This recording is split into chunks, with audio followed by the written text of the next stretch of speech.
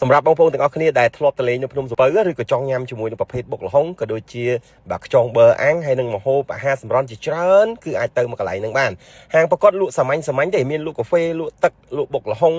លក់ខ្យងប៊ឺអាំងតែបុកល្ហុងកន្លែងគាត់គឺមានច្រើនជម្រើសពាក់ព័ន្ធជាមួយនឹងបុកល្ហុងបាទក្តាមសេះបុកល្ហុងក្តាមប្រៃហើយបុកល្ហុងប្រកបពិសេសនោះគឺដាក់ពោះគោបំពងនេះបងប្អូនតំណងបុកល្ហុងដាក់ពោះគោប្រកបនិយាយថាខំមកគឺស្រួយស្រាប់ហើយទៅកន្លែងគាត់ complete order ជាមួយនឹងខ្យងប៊ឺខ្ញុំធ្លាប់ឮគេថាឆ្ងាញ់ថ្ងៃនេះខ្ញុំបានភ្លក់ឲ្យខ្យងប៊ឺអាំងកន្លែងគាត់ជាមួយនឹងអាគ្រឿងបិលម្ទេសហ្នឹងនិយាយថាឈ្ងុយហើយជាតិខ្យងប៊ឺពេលដែលយើងញ៉ាំគឺខ្ទិះល្មួតអញ្ចឹងបានគេថារៀងថ្លៃជាងខ្យងធម្មតាដោយសារតែខ្យងប៊ឺវាឆ្ងាញ់ជាងខ្យងធម្មតាអញ្ចឹងបងប្អូនទៅអីកុំភ្លេចកំង order បាទខ្យងប៊ឺអាំងប្រកបអីហាងប្រកបសាមញ្ញទេតែបើមនុស្សវិញឬក៏ភ្ញៀវវិញគឺច្រើនហើយអាច order ជាមួយនឹងខ្យងប៊ឺអប់គ្រឿងនេះ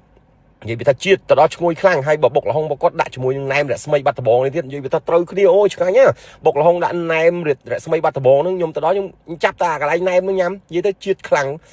ហើយរសជាតិបុកល្ហុងកន្លែងគាត់ហ្នឹងគឺឆ្ងាញ់និយាយទៅហាងផគាត់គឺនៅខាងឆ្វេងដៃច្រកចូលភ្នំសំពៅកន្លែងគេមើលនៅសัตว์បជិវចេញណាបងប្អូនទៅ order ជាមួយនឹងបុកល្ហុងដាក់ពោះគោបំពងនេះក៏តំណងដែរនិយាយទៅរសជាតិផគាត់គឺដិតឆ្ងាញ់ហើយភ្ញៀវប្រកបគឺច្រើនទៅសាមញ្ញទេមួយថ្ងៃ4 5តុកតែចេញចូលភ្ញៀវប្រកបគឺមានគ្រប់ជំរើសតែម្ដង